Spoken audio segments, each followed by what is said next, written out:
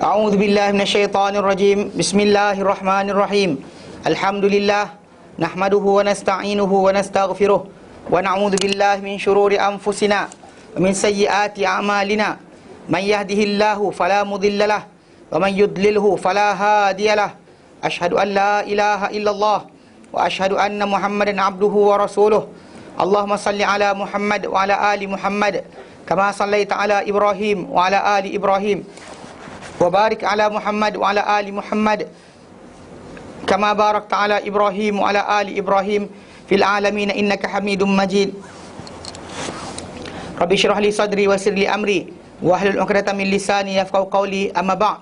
Alhamdulillah, kita bersyukur kepada Allah kita dapat lagi bersama-sama untuk kita meneruskan kelas pengajian kita berkenaan dengan tafsir, dan kita alhamdulillah pada minggu lepas dah sampai pada surah Al-Baqarah ayat 193. Kerana masih lagi dalam ruang yang kita kata akan terang pada kita perincian kepada albir, kebaikan. Mana lepas Allah terangkan berkenaan secara umum tentang kebaikan itu, Allah terangkan ayat kita baca tentang kisah, tentang kisos, tentang tajuk wasiat, tentang tajuk puasa. Kemudian baru ni tentang makan harta yang batil. Kemudian masuk sekarang ni yang kita bincang hari tu 190 sampai 193 berkenaan dengan tajuk peperangan. Maksudnya Allah terangkan masalah adab-adab dalam peperangan, ataupun apa yang tak boleh, apa yang boleh dalam peperangan. Dan bahkan bila kita sebut itu, bahawa kalau sekiranya dalam peperangan berkenaan orang yang kafir tadi, dia mengucap, dia lafazkan la ilaha illallah, maka ke atas umat Islam kena menerima berkenaan, walaupun kita kata hati kita berat. Ya, seriously, baru lepas bunuh anak beranak kita, tiba dia kata asyhadu an la ilaha illallah wa asyhadu anna Muhammadar Rasulullah, maka kita tak boleh untuk cuit dia pun lepas tu. Kerana hisab mereka ke atas Allah Ta'ala. Kalau mereka tipu-tipulah, Allah Ta'ala lebih mengetahui. Jadi macam kita terangkan mana hukuman sebenar untuk umat Islam ni, kita faham bahawa yang hukuman yang sebenar umat Islam faham adalah hari akhirat, bukan dunia. Dunia ini adalah tempat di mana pengaturan untuk kehidupan kita saja. Allah Ta'ala letakkan hukum-hukum tertentu. Tapi kalau ikut asal, yang dinantikan, yang ditakutkan sungguh-sungguh hukuman adalah akhirat. Dunia ni kita kata terlepas, akhirat kita akan lepas. Dunia ni kita terkena, akhirat kita mungkin terlepas. Jadi kita kata itu pulang pada hak Allah Ta'ala untuk melepaskan manusia tu. So jadi kita kata mana maksud dia dalam bila Allah nyatakan ayat terakhir kita baca itu, waqatiluhum hatta la takuna fitnatun wa yakuna ad-dinu lillah. Dan perangilah mereka sehingga tidak berlaku lagi fitnah, itu syirik. Dan menjadi agama ini hanya kepada Allah Ta'ala. Fa in tahau, kalau mereka berhenti, maksudnya mereka tak meneruskan perbuatan mereka, itulah kesyirikan mereka tadi, fala udwana illa 'alal zalimin, maka tiada pemusuhan kecuali orang yang zalim saja. Ke atas orang yang zalim itu orang-orang yang melakukan kesyirikan. Zalim syirik Baik, hari ini kita sambung ayat baru, ayat 194 insya-Allah. Baik. A'udzu billahi minasyaitonir rajim. Asy-syahrul haramu bisy-syahril harami wal hurumatu qisas. Faman i'tada 'alaikum fa'tadu 'alaihi bimithli ma i'tada 'alaikum wattaqullaha wa'lamu annallaha ma'al muttaqin. Bulan haram itu adalah bulan haram. Mana kalau mana maksud dia bulan haram ni dikira dengan bulan haram. Maksud dia kalau dia kata orang tu dan hurumat tu qisas. Dalam perkara-perkara haram Allah Ta'ala letak ni ada berlaku qisas kat situ. Maksud kalau kita mereka berserangkan bulan haram, kamu serang bulan haram pun tak mengapa. Maksud dia ada qisas itu boleh menyebabkan hilangnya kehormatan mereka. Dan tapi masa Allah Ta'ala kata faman i'tada 'alaikum fa'tadu mithli ma i'tada 'alaikum. Bulan haram tu kira dengan bulan haram, tak boleh buat, dan qisas tu kena laksanakan. Tapi dalam masa yang sama, barang siapa melampau ke atas kamu, maka melampau ke atasnya seperti mana mereka melampau ke atas kamu. Dan bertakwa kepada Allah Ta'ala, dan ketahuilah bahawa Allah Ta'ala bersama orang bertakwa. Berkata Ibn Abbas dan Qatadah dan selain mereka, apabila Rasulullah SAW telah berjalan keluar untuk menunaikan umrah pada tahun ke-6 Hijrah, yang kita kata umrah yang Nabi SAW keluar dengan para sahabat selepas Nabi SAW mimpi bahawa baginda akan Nabi kata Nabi nampak umat Islam akan bertawaf di Baitullah dalam keadaan ihram, kemudian dalam keadaan bercukur kepala. Jadi Nabi nampak benda berkenaan. So Nabi SAW lepas dah berlaku benda tersebut, maka mereka pun keluar. Mana para sahabat pun bergembira keluar untuk pergi menunaikan umrah tadi. Dan mereka keluar, dan itu memang keluar sungguh, tanpa orang kata rasa takut dan sebagainya, jalan, dan tak bawa senjata pun, dengan peralatan cukup untuk berperang. Dan mereka bukan datang dengan intention untuk selain daripada umrah, datang untuk umrah saja.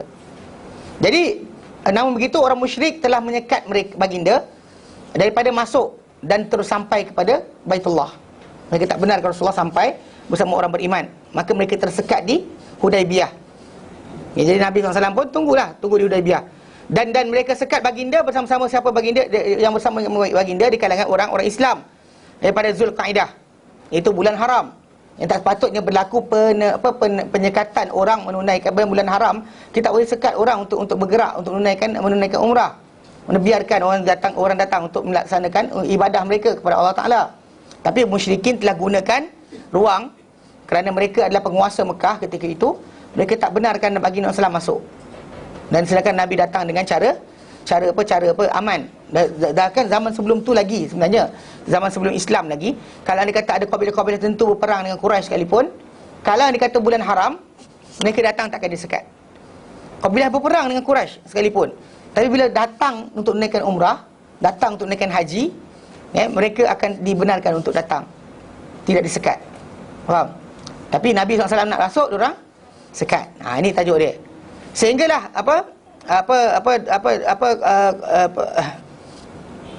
qadahum 'ala dukhul man qabala sehingga apa hatta qadahum 'ala dukhul man qabala fadakhalaha fi sanatil atiyah. Sehinggalah apa mereka tentukan, apa yang mereka putuskan, mana pada waktu berkenaan Nabi SAW tunggu dengan para sahabat, Uthman bin Affan masuk ke Mekah untuk berbincang dengan orang Mekah. Dalam masa yang sama, orang Mekah hantar wakil mereka kepada Rasulullah SAW. Wakil pertama mereka hantar, tak berlaku sebarang perundingan. Maka orang tu datang, dia bertekak dengan sahabat-sahabat Nabi SAW saja. The second one yang datang, ketika itu datang Suhail bin Amr. Suhail ibnu Amr. Bila datang saja, Nabi kata kalau Suhail bin Amr datang, maka saya akan berlaku perdamaian. Memang dia datang dan dia berdialog dengan Nabi SAW dan para sahabat, dan akhirnya berlaku perjanjian Hudaibiyah. Dan dalam perjanjian berkenaan banyaklah perkara yang diberjanjikan. Dan antaranya orang Islam tak boleh datang tahun berkenaan, kena balik datang tahun berikutnya. Mereka boleh datang tapi tahun berikut tahun tu tak boleh. Dan jadi ada banyak, selain itu ada lagi banyak perkara-perkara yang dijanjikan. Jadi Nabi masuk kepada tanah haram tadi pada tahun berikutnya. Dan itu baginda bersama dengan siapa-siapa bersama baginda di kalangan orang Islam. Lalu Allah Taala telah menceritakan daripada tentang mereka ni. Allah Taala turunkan asy-syahrul haram bisyahril haram. Maka hari itu kau datang bulan haram, ni pun datang bulan haram juga. Maka kamu selepas bulan haram hari itu ganti dengan bulan haram yang tahun berikutnya. Dan ini actually benda yang kita kata faham berkenaan masalah ihram dengan dalam ihram. Siapa-siapa yang berihram untuk haji atau umrah, selagi tak selesai ibadat dia, selagi itu dia berhutang. Kalau dia terpaksa balik, contohnya macam kena balik kerana emergency ke sakit ke dan sebagainya, dia tanggal ihram dia tanpa selesai umrah atau haji tadi yang diniatkan, dan saya dia berhutang, tahun depan dia wajib datang. Kecuali dia niat dengan keadaan bersyarat. Niat bersyarat maksud dia, ya Allah, aku ini kan aku suruh engkau untuk haji atau umrah, dan ihramku ini kepada tempat mana aku disekat. Maka aku disekat je dalam perjalanan aku, maka di situlah aku bertahallul. Kalau disebut macam tu, maka tak wajib dia datang semula. Itu beza dia. Tapi tuan-tuan sekalian, tak diajarkan. Nabi SAW tak galakkan benda berkenaan. Jadi jangan niat bersyarat. Ada orang kita ustaz ajar siap-siap, perempuan ni niat bersyarat, buat punda kan. Tak payah niat bersyarat. Cerita kalau dia kata orang tu takut haid, tunggu dalam keadaan ihram tadi. Cuma jangan solat, jangan masuk bait tawaf je. Benda lain buat, tak ada masalah. Zikir dan sebagainya buat, tak ada masalah. Kita kata benda berkenaan dibenarkan. Cuma jangan pergi masuk Baitullah dan juga tawaf atau solat, itu je. Lain buat. Pasal Nabi kata berkenaan orang yang pada keadaan wanita dengan keadaan haid ni. So dia tak disuruh tahallul pun. So dia kekal dalam state of ihram. Benda-benda larangan ihram teruskan. Jangan potong kuku, jangan potong rambut dan sebagainya, terus jalan. Tapi berkenaan dengan solat atau tawaf tadi tak dibenarkan. So dia tergantung, tunggu. Selepas bersih, mandi dan pergilah tawaf. Tunaikanlah umrah. Tunaikanlah ibadat berkenaan. Hatta bila kita kata orang tu haid ketika mana ketika tengah hari Arafah, pergi je lah, masalah dia. Saya tak perlu kepada wuduk dan sebagainya. Tak perlu dia bersih daripada hadas pun untuk dia berada di wukuf di Arafah, atau bermalam di Muzdalifah, atau pergi ke Mina. Tak perlu. Hatta hari melontar, tak perlukan kepada dia bersih daripada haid atau nifas. So laksanakan je lah. Yang tak boleh apa? Tawaf sahaja. Dan tawaf, Nabi kata pada Aisyah radhiyallahu anha, if'ali kulli syai' illa tawaf. Buat semua benda kecuali tawaf je. Anything other than that buat, tak ada masalah. So dia buat. So maksudnya kalau dia kata orang tu dalam haid, cuma zaman sekarang kita tahu ada ubat diberikan untuk wanita tak payah haid kan. Actually para ulama keluarkan fatwa kata benarkan benda tersebut. Tapi bagi saya benda berkenaan tak perlu yalah, benda datang-datanglah. Kalau nak makan ubat tu, kalau nak keluar juga. Kan? Jadi usaha berkenaan. Tapi dia kata makan ubat tadi usahakan. Tapi still kalau dia kata yang penting kena faham sekarang, kalau anda kata datang haid ketika waktu tengah wukuf ke, tengah sekian ke, laksanakan, teruskan. Ibadat berterusan, tak hilang. Tak masalah, pahala terus berjalan. Wukuf di Arafah terus berjalan. Allah Ta'ala tetap tengok kita untuk ampunkan. Tak ada masalah. Bukan macam habis haid ni Allah tak pandang. Tak ada, Allah tak pandang juga. Jadi secara asasnya untuk wanita yang jadi maksud dia buat semua benda kerja tahu. Jadi niat apa ihram bersyarat tadi, kecuali kalau kita lintas kawasan ada perompak. Betul buat itu. Macam orang zaman dahulu yang lintas kawasan perompak kan. Ada takut ada orang rompak dia dan tersekat daripada menunaikan haji atau umrah, maka dia niat bersyarat. So that kalau dia tak dapat datang pun dia tak hutang. Ya, kalau orang yang datang dengan ihram biasa untuk haji atau umrah tanpa syarat maka dia wajib habiskan. Tak habis, dia tergantung hutang kat atas dia. Kalau terbatal, dia kena ulang tahun depan, wajib kena ulang balik tahun depan. Faham Ni kena ni banyak orang tak salah faham. Dia jadi hutang terus. Dia tak boleh dah macam tahun depan tu macam dia mesti. Maksud dia ganti balik. Tu asy-syahrul haram bisyahril haram. Okey, asy-syahrul haram bisyahril haram. Wal hurumatu qisas. Dalam perkara ini pun ada kisah-kisah dia. Mana balas balik, kena ganti balik. Okey, Rawi Ahmad dalam Imam Ahmad an Jabir bin Abdullah, beliau berkata, lam yakun Rasulullah sallam yaghzu fi syahril haram illa an yaghzuwa aw yughza. Illa an yughza aw yughzawa. Fa idza hadarahu aqama hatta yansalikh. Okey. Dia kata Nabi SAW dahulu tak pernah berperang dalam bulan haram, melainkan baginda diperangi ataupun diserang. Baginda diserang. Fa idza hadarahu, bila datang pada baginda perang tadi, aqamahu hatta yansalikh, Nabi akan selesaikan sampai tamat. Tapi anda kata tak datang untuk sengaja serang, tidak. Jadi kalau diserang, peperangan akan berlaku. Islam takkan lari. Kita kata takkan lari. Tapi kalau awal mulakan tidak sekali-kali. Itu yang dikatakan oleh Jabir bin Abdullah. Dia kata Nabi SAW tak berperang pada bulan haram kecuali baginda diperangi, diserang atau ambush, dilawan, diserang oleh musuh. Fa idza hadrahu aqama hatta yansalikh. Bila Nabi dah tegak dalam peperangan tadi, Nabi akan dilaksanakan sampai selesai. Tak ada macam separuh jalan, tak ada. Ya. Dan sanad ni adalah sahih.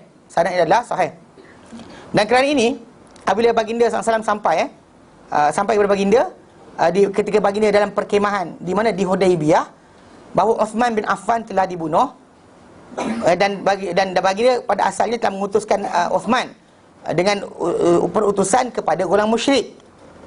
Baginda telah apa? Ketika itu baginda telah bai'ah para sahabat baginda, dan mereka ketika itu bilangan mereka adalah 1,400 orang. 1,400 orang yang bersama baginda pada ketika Hudaibiyah tu ada 1,400 orang. Jadi mereka telah bai'ah Rasulullah SAW di bawah pokok, untuk memerangi musyrikin. Okey, mereka dah janji dah. Kalau anda kata memang Uthman telah dibunuh, mereka akan masuk tentang musyrik walaupun dalam keadaan ihram tadi. Maksud dia telah berlaku pelampau ke atas salah seorang sahabat baginda, maka baginda SAW dah ambil keputusan, kalau anda kata itu kita serang.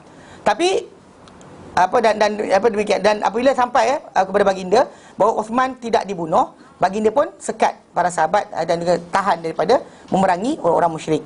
Maksudnya itu kita lihat di pelampauan berlaku dan melampau balik tidak menjadi kesalahan. Tapi dalam masalah tu qada tu kita qada lah. Kalau kata dah tahallul, kena ganti balik tahun depan. Itu benda pasti, tak boleh kita macam kita kata asas dia memang siapa-siapa berihram, jangan dia tanggal ihram setelah selesai ibadat. Dia tanggal sejak awal kerana balik meeting dan sebagainya, tahun depan wajib datang. Tak ada orang kan, dia nak pergi balik cepat. Dia nak pergi paling singkat. Sedangkan inilah dunia ni kita kerjakan.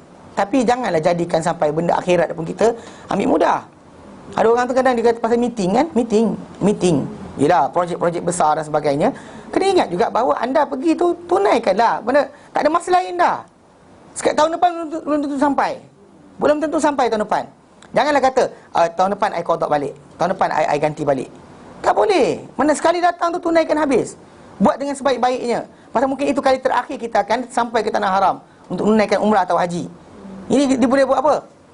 Kan dia tanya haji paling cepat. Sedangkan contoh macam apa? Diorang apa di sana dia tutup penerbangan masuk untuk menunaikan umrah dan sebagainya. The last is actually 2 minggu ke seminggu? Ha? 2 ke seminggu? Okey, ada 2 kaul. Satu kaul kata seminggu, satu kaul kata 2 minggu. Anyway kita dah seminggu. Katakanlah paling-paling orang tu terror seminggu.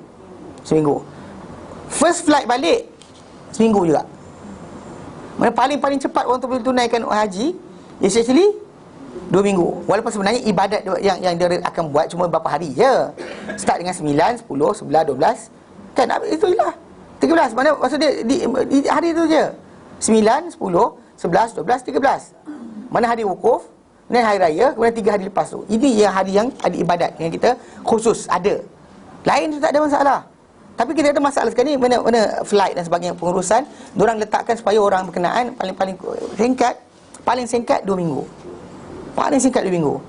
Tapi ada orang kita nak cepat sangat. Kan? Ada tak cepat lagi ustaz. Hari nak package yang paling cepat. Kan nak syurga paling tinggi, tapi nak ibadat paling ringkas. Itu masalah juga tu kan. Actually kita tahu kalau dia kata usaha kita, effort kita kecil, so maksud dia hasil juga kecil kan. Modal kita kecil, maka untung kita kecil. Kan modal RM1 dia nak dapat RM1 mana boleh. Tapi faham dalam perniagaan. Tapi ketika nak dengan ibadat dengan Allah Ta'ala, punyalah berkira tak tahu kenapa. Kan? Tapi yelah, dah semayang jemaah tu sekali 100,000, 2 kali 200,000. Kan? Berkira, seriously. Ini masalah, kena baiki balik. Dan maksud kita, maksud dia ketika pergi ibadat sungguh-sungguh. Pasal anda tak tahu bilakah anda akan tinggalkan dunia ni, dan anda tak tahu bila anda datang sekali lagi ke tidak. Maka ini adalah motivasi paling kuat sebenarnya untuk ibadat. Supaya orang tu sedar bahawa selepas ni belum tentu dia akan dapat lagi. Tu yang kata para ulama kata apa, sallu salatal muwaddi'. Solatlah solat macam solat kan, solat selamat tinggal. Bayangkan solat anda tu, itu solat terakhir anda di muka bumi ini. Maka anda akan dapat khusyuk kuat. Jika ibadat kita buat, kita rasa inilah tahun yang terakhir kita akan berada di sini. Boleh betul. Ni kadang-kadang dia rasa ada harapan lagi. There's still hope kan. Itu orang Melayu kita zaman dulu bila kita pergi haji dengan umrah kan, lain. Dulu kan pergi kan jual harta, jual tanah, jual lembu, kambing dan sebagainya. Nak pergi tu habis minta maaf semua orang. Everybody. Kan dia pernah buat salah, dia minta maaf semua sekali. Halal makan minum kan. Dan padahal tak makan pun harta orang tu.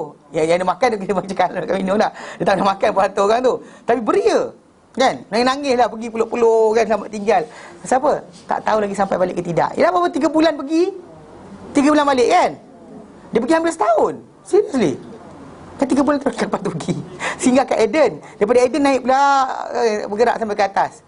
Kemudian bila balik nanti macam tu lah, 3 bulan balik lagi. Macam tu perjalanan singgah India dan sebagainya. Kan naik kapal. Naik kapal terbang sekali 13 jam tu. Ya tu lah kadang take for granted kita kadang makin mudah makin malas.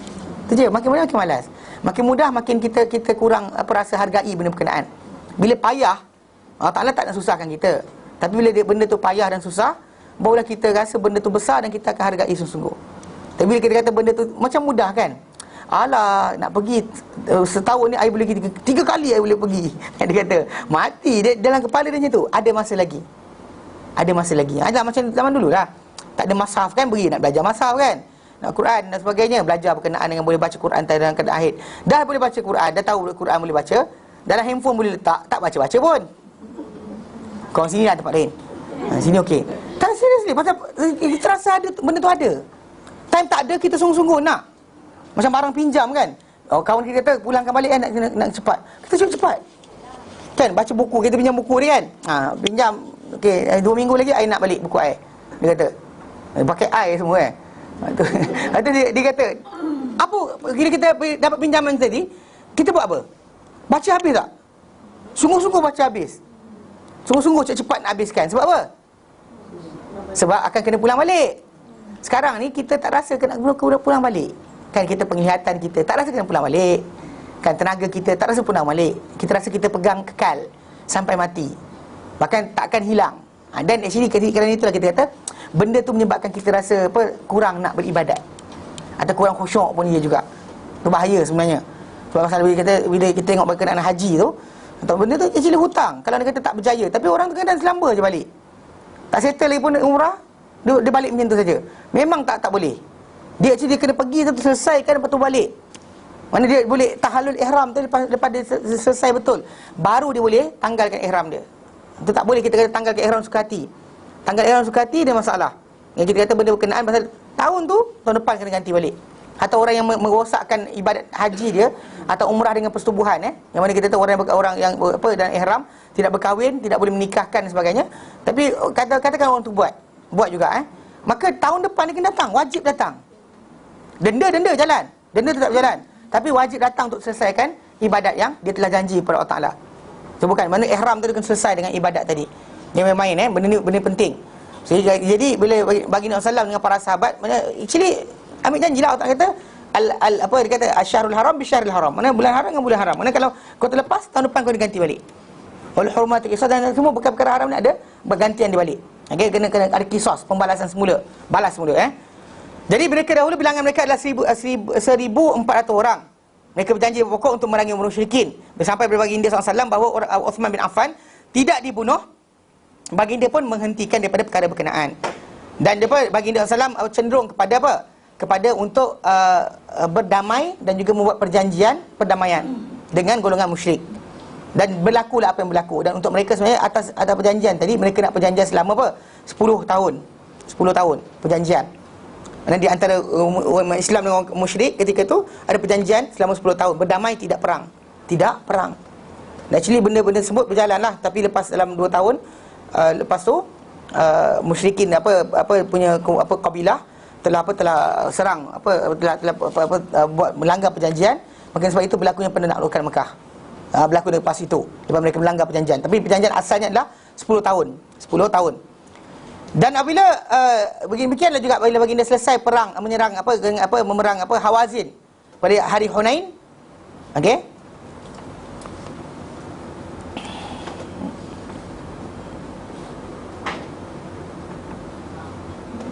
Okey, begini kita Nabi perang Hawazin. Dia actually dia antara kabilah-kabilah Arab yang terakhir masuk Islam. Qatafan, Hawazin antara kumpulan kabilah terakhir masuk Islam. Memang orang ni macam degil sungguh. Yang Mudar dan sebagainya. Memang diorang ni adalah di antara kabilah-kabilah yang last masuk Islam. Mana lepas penaklukan Mekah, diorang masih lagi kafir, masih lagi musyrik. Jadi Nabi SAW serang mereka. Mereka ni actually dapat sebahagian mereka ni macam Hawazin dan juga Ghatafan yang duduk dekat sempadan Jordan tu. Mereka ni actually dapat bantuan ataupun naungan daripada kerajaan Rom. Kerajaan Rom. Jadi diorang rasa besar diri, hebat dan sebagainya. Jadi diorang bila selesai perang dengan golongan Hawazin pada hari perang Hunain, dan telah berkubu pembesar Hawazin ni di Taif. Diorang lari ke Taif untuk berkubu di sana, nyuruk sana. Lalu baginda pergi ke arah diorang. Lepas pergi serang ke utara tu, pergi ke Taif, Nabi pusing ke Taif pula. Lalu baginda SAW telah mengepung Taif dan masuk Taif pada bulan Zulqaidah. Bulan Zulqaidah sedangkan tak boleh. Tadi dia tak boleh. Perang. Okey.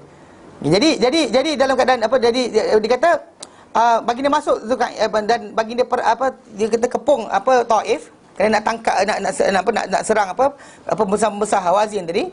Lalu masuk Zulqaidah, baginda dalam keadaan sedang mengepung Taif di Manjanik, di tempat dia Manjanik. Dan berterusanlah, okey. Mereka berterusan dalam keadaan berkenaan sehingga 40 hari. 40 hari kekal. Okay? Dan sebagai sabit dalam hadis Bukhari Muslim daripada Anas bin Malik. Okay?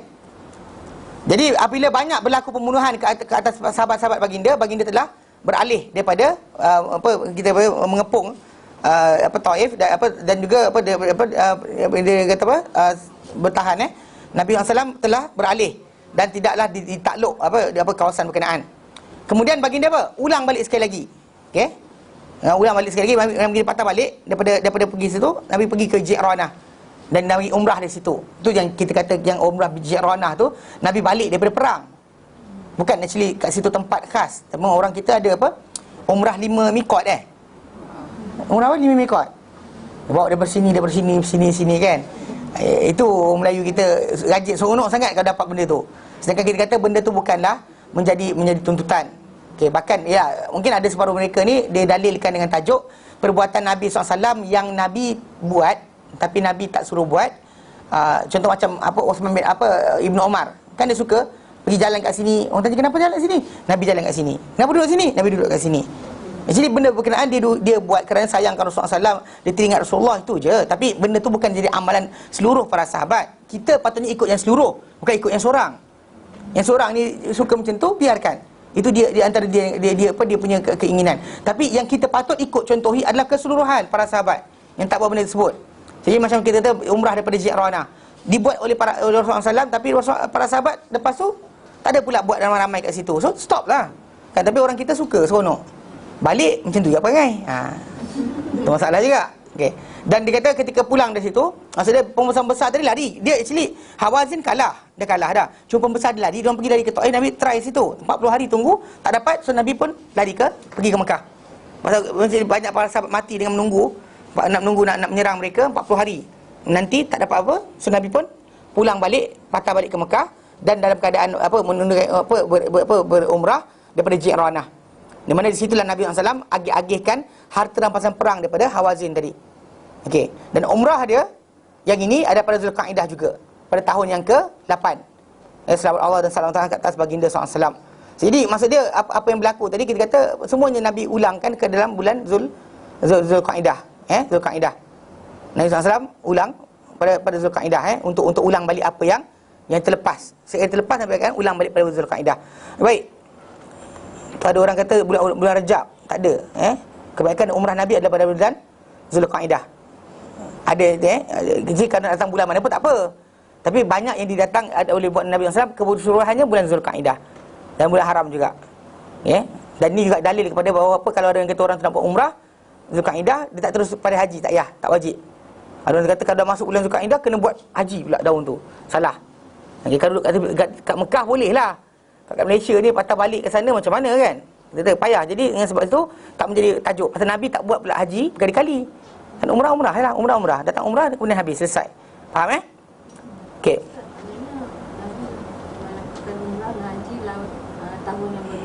Ya, saya. Umrah Nabi SAW sebenarnya ada actually Nabi SAW disebut umrah baginda ada 4 kali. Kalau ikut logik, ikut yang sebutan Pertama umrah yang kita tak boleh buat tu. Yang tak boleh buat. Kemudian umrah qada. Tahun berikutnya, tahun ke-7. Kemudian tahun ke-8. Kemudian yang mesti haji tu 4 kali. 4 kali yang Rasulullah SAW datang Tapi kalau kata ketika yang terakhir tu sekali haji lah. Yang Nabi sampai daripada ke Mekah pada 4 Zulhijjah.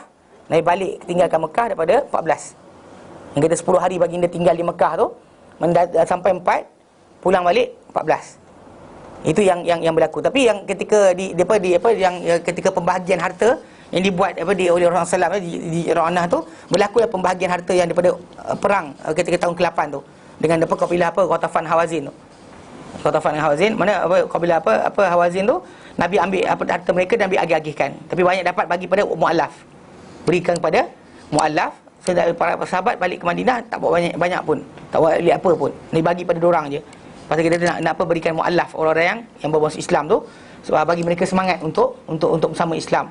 Tapi tahun tu lah tahun berkenaan saja. Faham Jadi secara asalnya memang kita kata tapi Nabi galakkan untuk orang datang umrah pada bulan Ramadan. Itu ada hadis yang Nabi kata umrah dalam bulan Ramadan sama seperti haji dengan Rasulullah SAW. So itu boleh buat juga, tak ada masalah.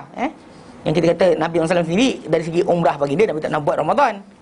Faham tak? Ini yang kita kata tadi, kita sebut dalam kelas yang awal tadi.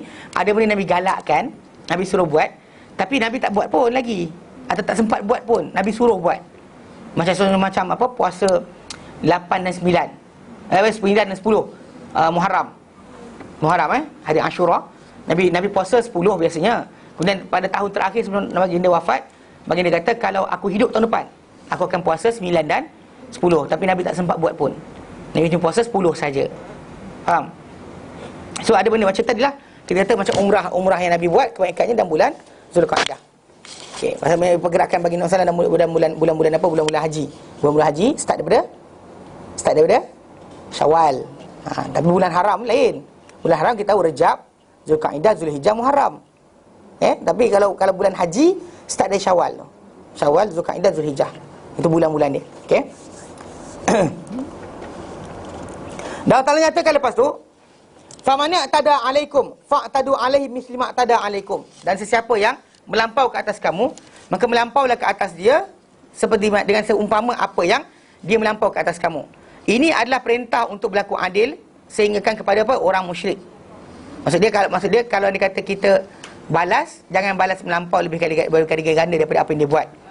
Ini seperti firman Allah Ta'ala dalam Quran dan surah ayat lain. Allah Ta'ala nyatakan surah An-Nahl ayat 126, wa in aqabtum, jika kamu menghukum, fa'aqibu bimithli ma uqibtum, maka hukumlah dengan seumpama kamu dihukum dengannya. Uqibtum bihi. Surah An-Nahl ayat 126. Dan Allah sebut dalam surah Asy-Syura ayat 40, wa jazaa'u sayyi'atun mithluha, dan pembalasan untuk keburukan adalah keburukan yang seumpama dengannya. Maksud dia jangan lebih. Tapi kita kata kalau boleh maafkan lebih baik sebenarnya. Tapi kalau dia kata dalam tajuk ni macam Rasulullah SAW disuruh Allah Ta'ala untuk apa? Atau untuk ada umat Islam disuruh berlaku adil, sebagaimana hatta pada orang kafir sekalipun. Tak ada hak untuk kita kata tak boleh. Dan bahkan kita kata walaupun dia kafir tadi, kekufuran dia tadi menyebabkan kita tentang dia, tapi tak menyebabkan untuk kita zalim pada dia. Kekufuran dia atau kesyirikan dia menyebabkan kita boleh menentang dia, tetapi bukan menghalalkan untuk kita berlaku zalim pada dia. There's no such thing in Islam. Kerana orang tu jahat, kita boleh buat jahat pada dia, tak ada. Lebih teruk daripada apa yang dia buat, tak boleh. Nah, bahkan kita kata benda-benda macam ni, kita kata banyak sering berlaku dalam masyarakat kita. Macam mana cakap Dendam. Satu benda dendam. Satu lagi, alam macam kadang-kadang keluarga sendiri pun. Kan macam tu, macam ada orang tu kata dia mak dia sendiri kan. Mak dia punya perangai kan, contohnya mak dia punya perangai. Mak dia katalah mulut mak dia agak dahsyat kan, suka marah anak-anak macam carut lagi. Okay, tetapi problem dia sekarang ni, bila mak-mak buat macam ni, anak tak ada hak untuk kata apa. Oleh kerana mak aku macam ni, aku kena balas. Saya tak layak. Sebab apa? Sebab anak tadi tahap dia bukan setara dengan mak tadi. Dan bahkan kita kata bukan macam tu cara dalam Islam. Macam kita belajar berkenaan dengan bagi salam ni dalam tajuk tafsir surah Mujadalah kan, bila datang wa idza ja'uka hayyauka ma lam yuhayyika bihillah. Bila mereka datang jumpa engkau, mereka ucap salam pada engkau, ucap sapaan pada engkau dengan benda yang tak pernah ucap pada engkau. Actually benda yang disebutkan itu adalah perbuatan orang Yahudi. Bila mereka jumpa Nabi SAW, mereka bagi salam assalamualaikum. Tapi bila dengar macam tu, Aisyah radhiyallahu anha kan, Nabi kata wa'alaik, Nabi kata wa'alaik, Nabi kata. Tapi tiba datang Aisyah dengar, Aisyah pun kata apa? Wa'alaikal la'nah wadzam wal la'nah wal. Actually dia letak bantai dahsyat gila kan. Ya, wahai anak-anak dan satu riwayat datang, wahai anak kera dan babi. Disebutnya tu. Aisyah bagilah. Actually betul lah. Tapi marah tak salah. Actually you feel anger tak salah. Dan Islam anda marah logik. Islam tak pernah kata jangan marah. Maksudnya anda ada rasa marah, itu tak boleh buang. Bahkan Imam Syafi'i kata man ustughdiba falam yaghdab fa huwa himar. Barang siapa disuruh marah tapi tak marah, dia ni keledai. Tahu? Jadi binatang lain tu segah kucing, dia marah, dia melawan kan. Anjing menyentuh dan sebagainya. Keledai je binatang yang tak, kata tak dia tuan dia pukul. Mana dia reti apa? Dia tak reti. Kalau dia kata dia payah sikit. Normal keledai ni dia ni sikit, dia punya sifat dia tadi tak tunjukkan reaksi. Tak tahu lepas tu dia buat apa, tapi first bila orang tu marah dia akan buat tak tahu je. Dia buat muka bodoh je kan. Actually memang kita kata secara asasnya bila Imam Syafi'i kata barang siapa disuruh marah tapi tak marah, dikeledai. Actually memang kita boleh marah. Memang marah. Aisyah marah. Marah Aisyah tu logik. Kan bila Nabi kata wahai Aisyah, dia kata innallaha la yuhibbul fuhsya wa tafahush.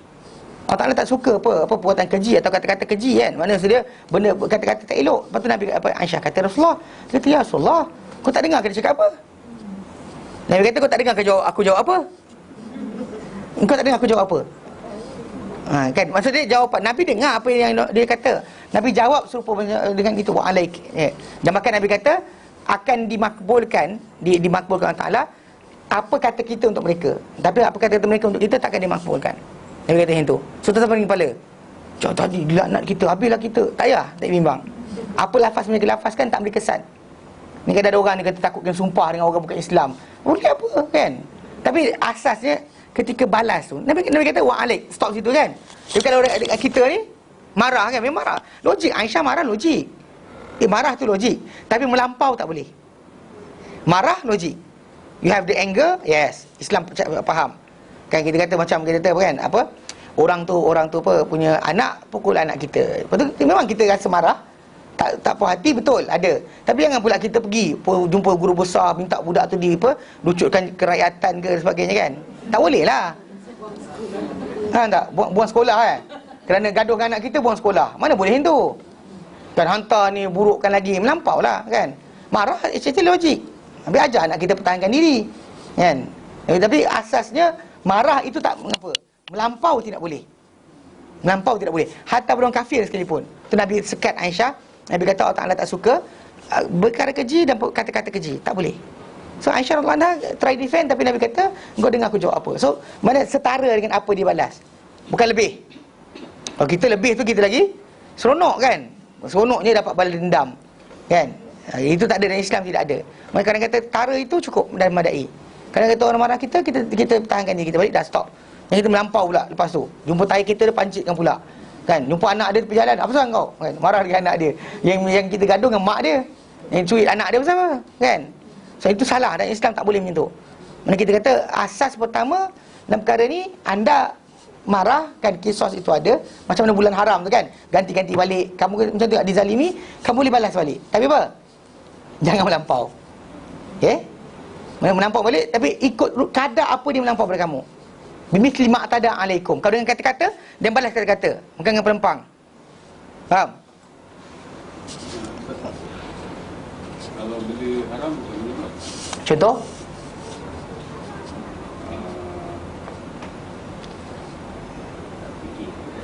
Kejap. Contoh ini. Orang terogol kita, rogol balik. Macam tu. Mana boleh, haram lah. Tak boleh lah. Dia benda maksud pembalasan tadi tu bukan pula dalam dosa. Kena faham Contoh macam dia pukul anak kita pukul anak dia. Tak boleh. Faham tak? Mana kita tak boleh macam tu, dia tak boleh opposite. Orang yang tak terlibat tak boleh masuk campur. Kalau macam orang terpau dia, kita pau dia. Tak boleh. Maksudnya kita pertahankan diri kita lah. Bukan kita pau balik. Dia pau kita curi pula harta dia. Itu haram. Tak boleh, tak dibenarkan. Dia pelampauan. Contoh ni.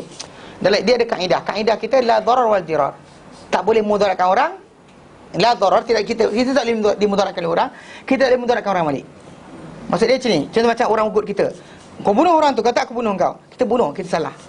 Walaupun dengan ugutan tadi. Ugutan betul dia nak bunuh kita. Still tak boleh kita bunuh orang. Mana pelampauan tadi bukan kepada benda yang lain. Pada dia saja.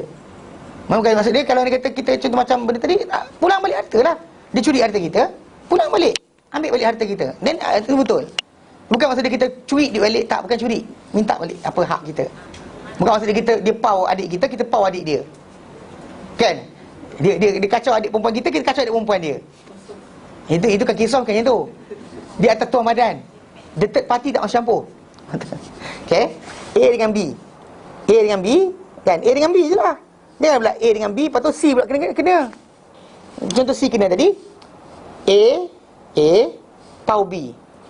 Tiba-tiba C yang kena. Kenapa? Abang B datang, pau pula C.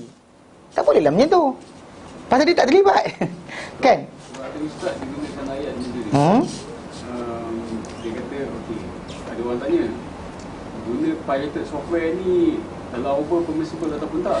So dia kata, it's permissible because the owner of that software tu dah buat something to the Muslim.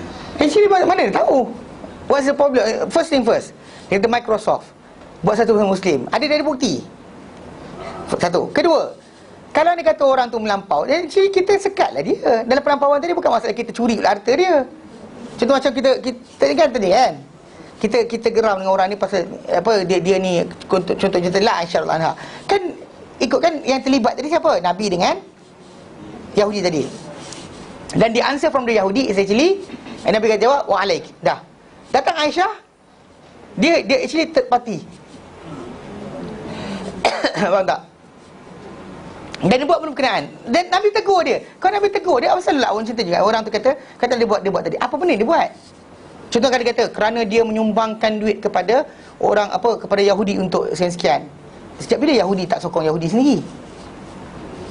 Since when? Zaman Nabi lagi pun berlaku benda berkenaan, Yahudi akan bersama Yahudi. Tetapi kan Nabi tak ada gunakan alasan tadi untuk contoh macam beli barang, beli barang dengan Yahudi, tak ada pun. Hatta Nabi SAW ni kita kata bermuamalah. Mati Rasulullah SAW dalam keadaan apa? Baju besi baginda tergadai sisi orang Yahudi. Sebab tepung bali Nabi pinjam daripada dia. Nabi tak bayar duit, tak ada. Nabi gadaikan baju besi, Nabi ambil tepung dulu. Tapi Nabi mati tak dan tembus balik. Muamalah dengan Yahudi ke tidak tadi soalan? Yahudi lah. Baju besi pula tu yang kita kena guna untuk peperangan kan, pakai baju besi. Baju besi tadi dibagi pada Yahudi pegang. Takut nanti Yahudi tu lubang-lubangkan ke, letak asid bagi lembut ke. Tak fikir benda tu ke? Kalau orang zaman kita overthinking, dia akan cakap macam tu. Kan Nabi tak fikir pula. Tak Nabi fikir, Nabi tahu. Tapi dalam masa sama kita kata memang orang Yahudi tak akan sokong Yahudi. Hatta sebahagian Muslim yang munafik tadi sokong Yahudi. Tapi Nabi tak pernah gunakan alasan tadi untuk apa? Putuskan connection dengan alasan mereka ni, yang ni sokong yang sana. Tak ada. Kita kata apa dia buat, kita buat. Kerja kita patutnya apa? Sokong Muslim pula. Do the opposite, maksud dia apa? Buat pula benda yang sepatutnya. Itu apa? Sokong Muslim. Ni kadang kita kata suruh boykot, kan? Boykot barang berkenaan. Lepas tu duit tak keluar pun, duit dia disimpan dalam bank. Boykot, jangan beli benda sekian. Lepas tu duit dia tak curah pun kepada apa? Jalan kebaikan. Apa guna? Kan you have to do the opposite. Maksudnya opposite tadi apa? Buat pula benda yang diorang buat pada dia tadi, kita infak pada jalan yang betul. Ini kadang dia sibuk suruh boykot, duit dia simpan, dia beli main game, dia beli sekian, dia main internet dan sebagainya. Tapi dia beli handphone baru, boykot orang Yahudi untuk beli. Samsung tak apa, pasal Samsung apa? Samsung Korea. Pasal pula tu saya beli handphone baru. Tu ingat Ustaz Indonesia dia kata apa? Bila dia kata siapa ada Astro, ada seorang ustaz kata apa? Wajib buat korban. Sebab sebulan kita Astro tu apa? Kan bayar 100 lebih. Kalau kali 12 bulan, yang confirm dapat seekor lembu kadang. Jadi serius kan? Konsep tu, maksudnya konsep tadi, maksudnya kadang-kadang orang tu buat apa sebenarnya? Dia curahkan harta dia kepada berkenaan. Takkan kita expect dia untuk curah duit pada orang Islam? Saya kata, kenapa tak curah duit pada orang Islam? Tak, mesti dia sokong Yahudi. This is Jew, dia sokong Jew. Judaism dia punya fahaman dari politik ideologi. Takkan kita expect dia buat opposite? Macam kita ke Rusia. Kan Rusia, China, Korea Utara, kan 3 negara berkenaan dengan negara komunis. So takkanlah kita expect China untuk sokong negara Islam. Mesti dia sokong apa? Komunis. Ya, contoh macam itu biasa. Mana komunis takkan sokong negara komunis saja. Macam bila Afghanistan dimasuki oleh Rusia kan, macam Iran sokong tolong dia. Memang kita akan expect Iran tadi untuk sokong orang lain. Dia menyampah dengan ahli sunnah, dia akan sokong orang yang musnahkan ahli sunnah. Kita tak boleh expect benda sebaliknya. Kerja kita patutnya buat di opposite. Bukan kita melampau pada dia, curi harta dia, tarik sekian apa pilot software tadi. Bukan cara macam tu. Cara dia actually kita buat benda opposite yang dia orang buat. Mana kepada orang Islam pula kita salurkan benda yang lebih baik. Itu cara kita. Kadang-kadang orang habiskan dengan cara tadi kan, dia apa jadi ofensif tadi kan, benda berkenaan dia sibuk bertentang benda tu, dah selesai. Belajar agama tidak. Kan tadi macam cerita macam bila orang kata apa, kes yang apa, macam sekarang ni kes apa pakai nama Allah kan, okay. Kan yang sibuk tadi tu, yang bertakbir tu, percentage dia hampir 70%, 50% tak semayang. Seriously, yang main ke? Saya cakap gurau. Separuh tu tak semayang pun. Datang hari tu Jumaat tu untuk tunjuk perasaan. Besok lusa tak jumpa dah muka dia. Kat masjid dia tak ada pun muka dia. Mana dia orang yang sayang Rasulullah tadi, sayang Allah Ta'ala tadi? Kenapa tak datang masjid semanjang? Kenapa hanya ketika mana ada pertentangan saja sibuk? Tu syaitannya kerja tu. Benda sepatut dia buat tak buat. Belajar tidak. Sebarkan ilmu tentang Islam tidak. Tapi sibuk apa? Takbir, geramnya aku orang yang ambil nama Allah Ta'ala. Kan nampak tak? You don't expect them to hormat Islam ataupun sayang Islam. Macam orang yang apa tulis karikatur kan, tentang Rasulullah, karikatur dan sebagainya. Actually tak pelik. Memang kita kata we are expecting diorang akan hina Islam. Diorang akan buruk sangka, diorang akan buat benda tipu, menimbulkan atas nama konon hak asasi manusia untuk jatuhkan Islam. Itu memang hak perangai mereka. Kerja kita patutnya educate. Ajarkan umat Islam ni tentang ilmu supaya boleh jawab balik. Ini kadang-kadang kita ni tunggu ustaz jawab kan. Ustaz mati kan macam mana? Ada ustaz lain, betul lah ustaz lain ada. Tapi kena ingat kan, ustaz lain ada, tapi Allah Ta'ala akan tarik ilmu dengan matikan orang yang berilmu. Innallaha yaqbidul ilma intiza'an yaqbiduhu. Apa? Allah Taala akan cabut ilmu ni. Allah Taala cabut macam tu je. Bukan hilangkan, dia matikan para ulama. Zaman kita sekarang ni makin sikit orang yang berilmu. Yang banyak bercakap. Kan? Tukang cakap ramai, kan? Ulama tak ramai sebenarnya. Dengan sebab itu kita kata macam tadi kan. Kita kata macam syarikat software tadi, contoh macam Microsoft ke, Intel contohnya, Intel. Kan seriously, diorang juhu. Kan? Memang dia actually arkitek, siapa-siapa jadi apa engineer untuk Microsoft atau Intel Intel contohnya, orang tu akan diletakkan tempat dia, even setiap nama tu. Nama Sandy Bridge lah dan sebagainya kan. Semua nama-nama tempat di Israel. Di negara Palestin yang dijajahan mereka. Tahu tak? Kan? Apa Sonoma. Semua nama tu nama-nama tempat di Israel, tahu tak? Sandy Bridge, nama-nama prosesor tu setiap kali dia buat dia ada code name apa. Semua nama-nama tu adalah nama tempat di Israel. Dan bahkan siapa-siapa jadi tu dia akan ditahan, di kuarantin di Israel, tak boleh keluar. Semua orang yang engineer microprocessor dia tak boleh keluar. Tinggal di Israel, dia bagi provide semua sekali benda, tapi jangan keluar, tak boleh keluar. Dia tak nak bagi teknologi tu keluar pada orang lain. Seriously, tapi kita kena pakai benda berkenaan. Jangan macam diorang adalah orang yang menentang Islam. Memang pun. Why do we expect diorang sayang Islam? Memang tak suka Islam. Bukan kerja kita untuk kerja kita educate. Ajarkan. Kalau kita kata itu opposite yang diorang bagi tahu, ajar anak kita benda yang sepatutnya. Macam tu ada seorang hamba Ta'ala, dia kontak saya hari raya tu. Dia bagi tahu tentang satu website orang ni macam mana cakap nama dia something Said something. Kononnya dia kata dia, tapi dalam website dia tadi, dia suka kutuk-kutuk Rasulullah kan. Bila dia kata God said, God tu maksud dia balik refer pada Rasulullah SAW kan. Kita kata actually bila akak tu dia kata dengan saya, ni bahaya. Kalau dia kata macam actually kebetulan suami dia convert kan, masuk Islam. Jadi dia bimbang, takut anak-anak baca, suami dia baca, benda ni macam memberikan kesan. Saya kata betul benda tu memberikan kesan, tapi solution dia bukan ustaz pergi bagi tahu pada Jakim sekat website tadi. Tak berhenti macam kat situ. Saya kata dengan dia, Kak, ada kita teruk daripada ni. Kalau Kak nak belajar, saya kata, yang kalau nak tahu contoh macam ada satu website Answering Christianity, Answering Islam. Dia actually yang Kristian punya Answering Islam. Dalam tu semua benda diburukkan Rasulullah SAW. Tapi ada yang orang buat progresif, dia lawan balik Answering Christianity. Dia terangkan balik di opposite. Dan tahu yang Answering Christianity tadi dibuat oleh seorang Jew yang masuk Islam. Dia Jew masuk Islam. Dan dia kerja untuk buat benda berkenaan. Tapi dan website dia kata jangan bayar duit pun. Kami tak nak duit. Saya tak perlukan duit, perlukan doa saja. Seriously. Kan maksudnya saya kata kalau itu, tapi akak tu kata, tapi saya takut benda ni berlaku. Jadi kalau ustaz kenal siapa-siapa kat Jakim, tolonglah beritahu mereka. Saya sebenarnya nak cakap, saya kata akak patutnya buat progresif ajar anak akak, hantar kelas agama dan sebagainya. Suami akak pun galakkan dia belajar. Itu protection sebenar. Bukannya ustaz-ustaz buat kerja kan, tangkap dan sebagainya. Tak selesai. Actually benda berkenaan kalau berterusan tak selesai pun. Kan tahan ini 10 lagi datang. Mana kita memang tak expect orang-orang bukan Islam ni untuk hormat Rasulullah SAW. Itu kena faham. Jadi bila orang buat benda-benda pelik tadi, tak usahlah pening kepala. Actually benda tu tabi'i. Pasal Nabi SAW ketika terima wahyu, yang belajar Sahih Muslim tu kan, bila Nabi terima wahyu, kan Waraqah bin Nawfal kata apa? Dia kata ya laitani jaza'an, ya laitani akunu hayyan. Dia kata ya laitani jaza'an ansurkan nasra mu'azzara. Dia kata ya laitani jaza'an, alangkah baiknya kalau aku kuat, idh yukhrijuka kaumuk, ketika kaum kau halau kau.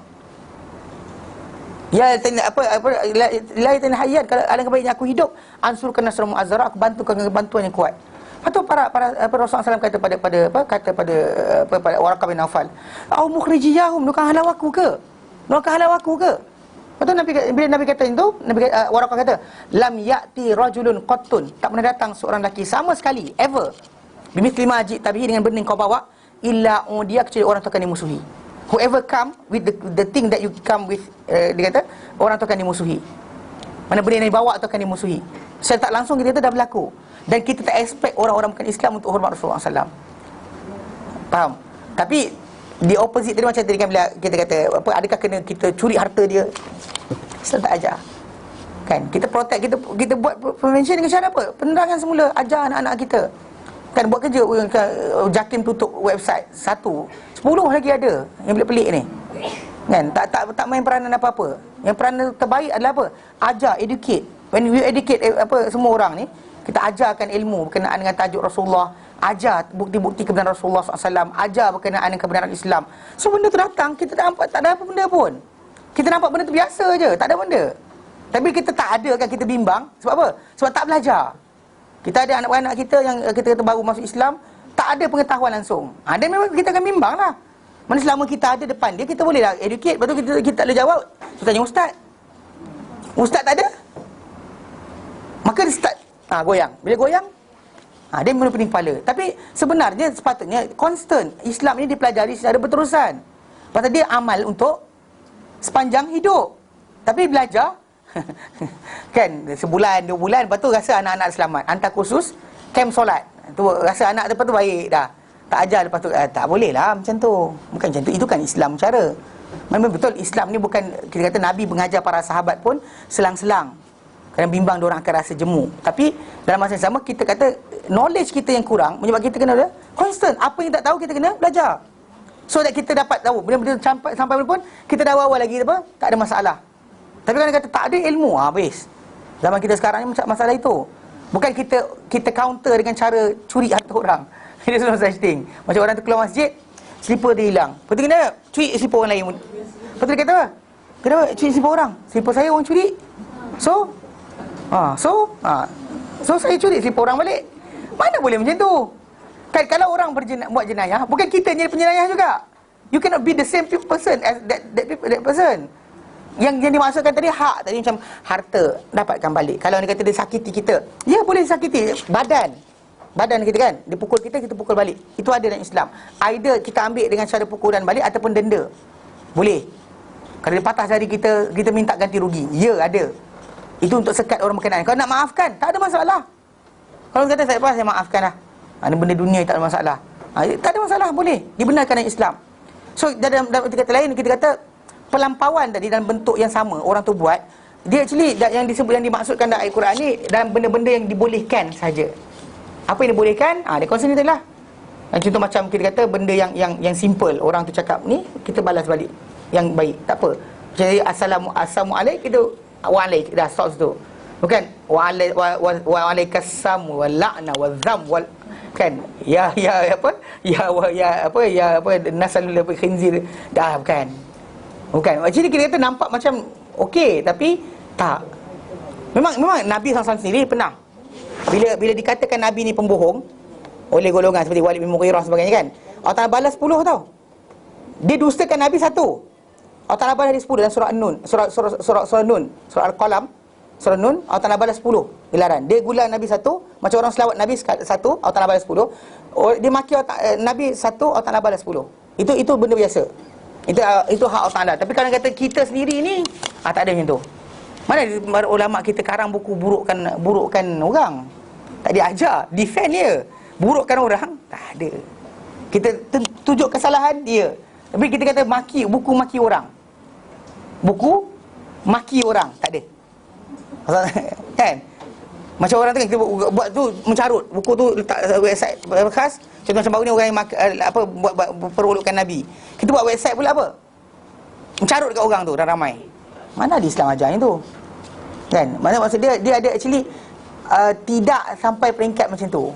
Kita balas tapi ikut kadar yang dibenarkan. Bukan kadar pada luar daripada batasan dia. Contohnya dia masalah bila orang tu kata macam dia musuh Islam. So kita tak expect dia sayang Islam.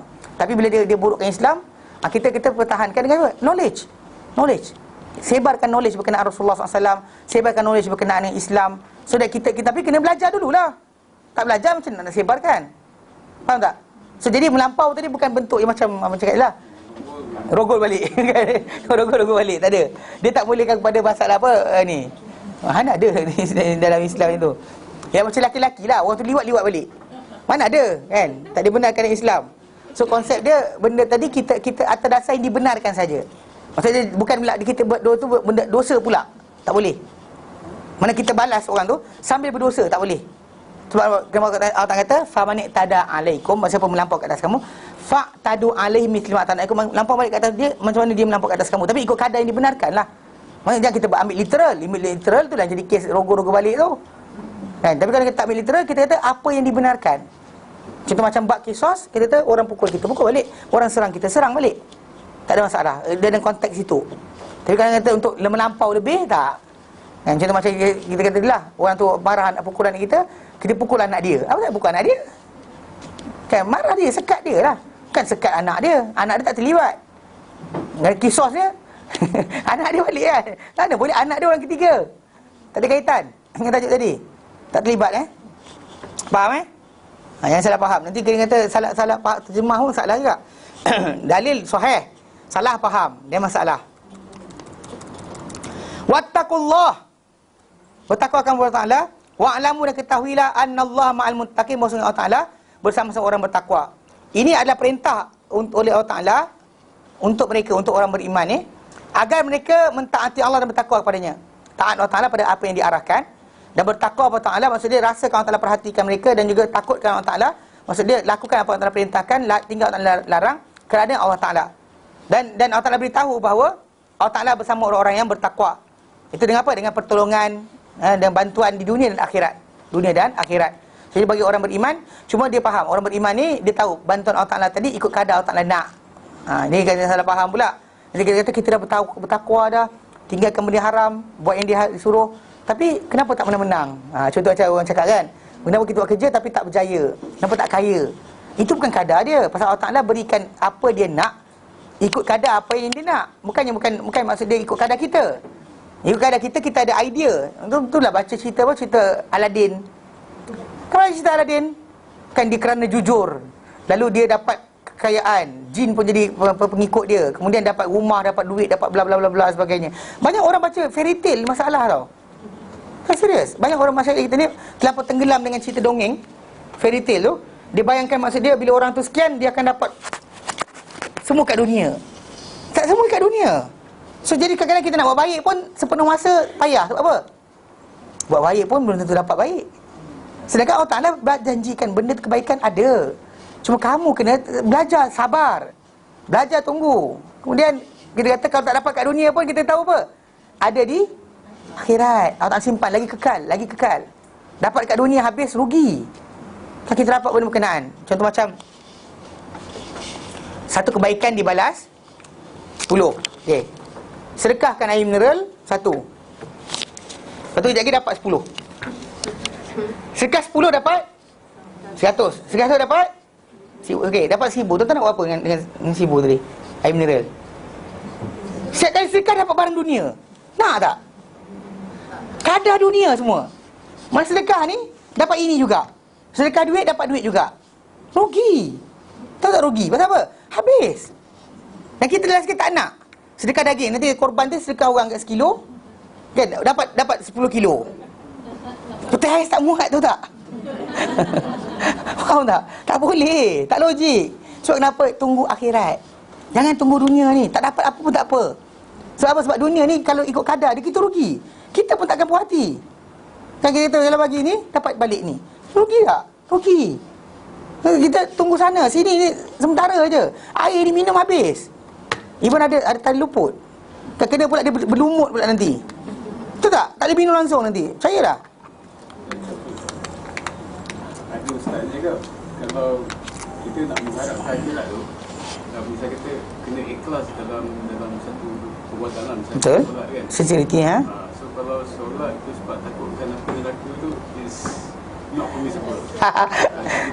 Okey, soalan dia bunyi, kalau orang tu takut solat sebab takut api neraka, maka dia punya solat tak diterima. Dia Ikhlas kena pada Allah Taala. bila Allah Ta'ala ajar kita takutkan neraka, Allah Ta'ala yang suruh. Actually neraka tu kita percaya ada sebab Allah Ta'ala yang kata. Dan actually benda tadi relate kepada apa yang Allah Ta'ala suruh kita takut. Bila syurga tu dia kata suruh kejar, dia suruh kejar. Allah Ta'ala sebut contoh surah Al-Imran kan ayat 133. Allah Ta'ala kata apa? Wasari'u ila maghfiratin min rabbikum, dan bersegeralah kamu, berlumbalah kamu. Ada satu ayat wasabiqu. Ini ayat wasari'u, bersegeralah kamu ila maghfiratin min rabbikum, kepada keampunan Tuhan kamu. Wa jannatin, dan syurga. Bersegeralah kamu ke syurga. Yang arduhas samawati, yang syurga ni keluasan langit dan bumi. Yang uiddat lil muttaqin, ia disediakan untuk bertakwa. Allah Ta'ala suruh. Dan macam neraka tadi Allah Ta'ala kata ya surah At-Tahrim ayat ke-7. Allah Ta'ala nyatakan ya ayyuhallazina amanu, hai orang-orang beriman, qu anfusakum, peliharalah diri kamu, wa ahlikum nara, dan keluarga kamu daripada api neraka. Keluarga kamu pun kamu pelihara daripada api neraka. Yang api neraka tadi, waquduhan nas wal hijarah, bahan bakar dan manusia dan batu-batan. Alaiha malaikatun ghilazun syidad, yang menjaga neraka ni adalah malaikat-malaikat yang ghilaz, kasar, syidad, tegas. La ya'sunallaha ma amarahum. Dia takkan ingkari Allah Taala apa Allah Taala perintahkan. Allah Taala perintahkan sumbatkan rantai tu daripada mulut keluar kat lubuk, dia akan buat. Dia tak ada macam kesiannya, tak ada. There's no such thing. Malaikat kan pijak, dia sepak. Takkan dia ingkar perintah Allah Taala. Wa yaf'aluna ma yu'marun, mereka akan buat apa yang Allah perintahkan. Actually Allah Taala takutkan kita dengan neraka. Yang timbul neraka syurga ni bukan sebab kepala kita, sebab Allah Taala bagi tahu. So bila kita kata kejar syurga tadi, Nabi SAW menyatakan berkenaan ampun dosa. Kan ampun dosa tadi kan kita kata dosa tadi kan, buat apa takut kalau tak nak ampunkan, dia ampunkan. So jadi ibadat kita actually orang yang sebut macam kata kerana Allah. Actually kita takut neraka sebab apa? Kerana Allah lah. Nakkan syurga sebab apa? Allah, pasal Allah Ta'ala yang bagi tahu. Kalau ustaz kata dan ustaz macam ustaz kata buat benda sekian, awak akan kaya. Ustaz tu ajar. Itu tak boleh lah. Kenapa? Bukan kerana Allah. Baca surah sekian akan kaya. Siapa kata? Ustaz kata. So buat benda kenapa? Kerana ustaz. Kerana harta. Ustaz kata. Itu masalah dia. Apa benda Nabi sarankan, Allah Ta'ala sarankan kepada kita untuk kejar. Nabi kata barang siapa solat 12 rakaat sehari semalam, Allah Ta'ala bina untuk di rumah di syurga dengan solat tadi. Itu Nabi suruh. Takkan Nabi lupa kot. Nabi tak kurang pandai kerana mengaturkan manusia ni supaya takutkan neraka, nakkan syurga. It's actually not such thing. Semua para anbiya nakkan syurga, minta supaya bersama dengan teman yang tinggi ni syurga. Bukannya macam tu. Jadi manusia yang kata apa, ibadat ni kerana syurga, takut neraka ni tak betul lagi, dia ada masalah. Sebab apa? Sebab Nabi SAW ketika bai'ah kan, Nabi kata bila para sahabat kata, kami tunai apa kau nak, kami dapat apa? Nabi kata syurga. Nabi tak reti lagi ke? Dan Nabi tak tahu ini tak ikhlas. Nabi mengajar orang tak ikhlas. Takkan kot. Allah Ta'ala mengajar manusia tak ikhlas. Takkan kot. Kan ini masalah dia. Kalau dia kata dia datangkan, dia kata siapa tinggal solat kerana takut neraka, tak betul, datangkan dalil. Mari dalil. Apa sabda Nabi, apa firman Allah Ta'ala yang kata macam tu. Dia ikut idea akal dia. Falsafah, betul. Falsafah kata pasal neraka syurga ni makhluk. The problem is yang takutkan kita neraka syurga siapa? Allah. Nakkan kepada kita syurga, takutkan kita neraka Allah. Bila dia kata kejar syurga, berlumbalah kamu pada syurga, so kita kata tak nak. So kita actually we are admitting what? Kita kata kita lagi besar ke? Tak, kita lagi pandai dari Allah Ta'ala pula. Allah Ta'ala bagi tawaran dan kita tak nak. Siapa kita untuk menolak? Kita ni makhluk dia bagi pada kita keinginan. Macam orang tadi, macam kita kata yang cakap macam tu. Tak ada pula dia buang harta dia. Bini kadang 2. Kan ini kadang 2. Kan? 3 kadang ada. Maksudnya dia nak benda berkenaan. Nak akan harta dunia ni nak. Tapi akhirat tak nak. Allah Ta'ala suruh kejar ke akhirat, dia kejar dekat dunia je. Akhirat semua untuk Allah Ta'ala je. Belah mana? Pasal Allah Ta'ala yang takutkan kita. Jadi syurga neraka tadi Allah Ta'ala yang suruh kita takut. So bila kita takutkan neraka, nakkan syurga, kan, itu benda tu balik pada kehendak Allah Ta'ala. Itu yang menyebabkan kita dapat rahmat Allah Ta'ala. Allah Ta'ala tahu kita betul-betul percaya pada arahan dia. Kitab yang diturunkan tadi betul kita percaya, dan kita dapat. Bukannya berasal pada ikut akal. Tak boleh. Agama ni bukan dengan akal. Ikut akal akan timbul macam tu, tapi ikut syarak tak. Salah. Mana dikata kalau dikata solat kerana nak syurga, takutkan neraka tak betul lagi, dia ada masalah. Sebab dia bercakap tanpa dalil. Sebab dalil Al-Quran dan hadis Nabi SAW semua menunjukkan bahawa kejar syurga itu. Kau tak kata dalam surah Al-Mulk, kau tak kata apa? Innal muttaqina mafaza. Sebenarnya untuk orang bertakwa tu ada kejayaan. Hadaiqa wa a'naba. Ada apa? Taman-taman dan juga anggur-anggur. Mana Allah sebut macam tu? Menterangkan apa mereka dapat dan sebagainya. Apa innal ladzina amanu lahum jannatun na'im. Orang-orang beriman dan beramal soleh, untuk mereka ada syurga kenikmatan. Allah Ta'ala cakap macam tu. Datang kita tak nak. Peliklah. Kita overpower. Mana kita macam I'm better than that. Seriously, siapa kita? Kalau para anbiya pun diberi tawarkan syurga, ditakutkan dengan neraka, datang kita kata tidak. So kita pelik. Kita sebenarnya pelik sebenarnya. So itu bukan ikhlas sebenar. Ikhlas yang sebenar adalah takutkan syurga, takutkan neraka kerana Allah Ta'ala. Itu yang benar dia. Kan kita kata kenapa takut? Sebab Allah Ta'ala bagi tahu. Kenapa bimbang tak masuk syurga? Sebab Allah Ta'ala yang cakap. Mana Allah Ta'ala beritahu pada kita. So itu yang sebenarnya, bukannya berdasar pada ni. Tapi macam kita sebut tadi berkenaan dengan tajuk apa, amalan-amalan kita semua untuk akhirat. Kan dunia ni sementara. Itu saya ingat dulu orang ada cerita. Saya pernah sebut kisah ni dalam buku 1001 kisah. Kisah-kisah apa? Kisah-kisah orang soleh. Dia sebut berkenaan dengan Rabi'ah Tadawiyah. Saya tahu kita kisah ni benar ke tidak. Tapi kalau kisah ni benar, ini adalah benda yang salah. Maksud dia apa? Dalam kisah tu, dia kata Rabi'ah Tadawiyah, dia duduk. Kemudian ada orang datang minta makan dengan dia. Dan tak lama lepas tu, datang orang hantar daripada dia roti. Tu Rabi'ah Tadawiyah buka, dia kata dengan orang yang hantar tu, pergi pulang balik. Ada orang hadiah pada dia lah. Lepas tu kemudian dia orang lapar minta makan ni, tapi dia boleh hantar balik. So orang tu datang kali kedua, dia buka, dia bilang dengan roti tadi, dia suruh hantar balik. Second time. Lepas tu third time, tuan punya roti tu datang sini. Dia kata, kenapa kau tolak pemberian aku? Dia kata, Allah Ta'ala kata, satu kebaikan dibalas 10. Mana satu biji roti balas 10. Ni roti dalam ni ada kurang 9 je. Jadi aku tak rasa ini aku punya. Kenapa tak? Kalau tu saya kata balas roti, bagi orang makan roti sekeping dibalas 10, 10 keping dibalas 100. Tuan-tuan nak melantak 100 keping roti ke? Kan? Bukan macam tu, pasal dunia ni tak habis. Sekarang sedekah dunia. Jadi orang banyak salah faham. Dia kata maksud dia benda berkenaan bantuan Allah Ta'ala, pertolongan Allah Ta'ala, dunia ni bentuk yang Allah Ta'ala nak, bukan untuk kita nak.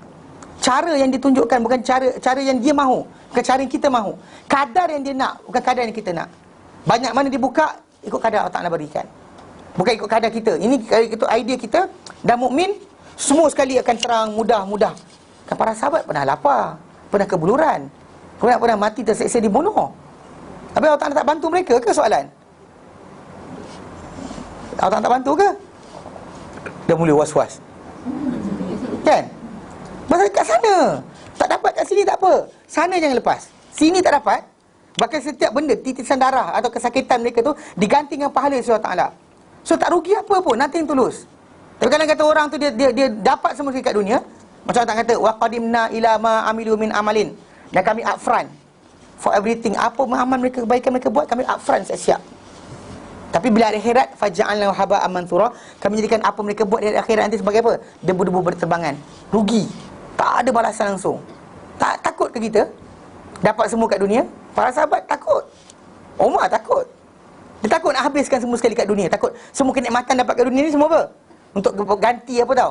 Kebaikan mereka buat di dunia ni juga. So jangan cari kadar dunia. Dia kadang kata dapat kadar dunia tadi, syukurlah. Dan kalau kata banyak sangat, kita rasa Allah tak nak uji kita. Allah nak uji kita dengan sikit atau banyak tadi. Sikit pun ujian, banyak pun ujian.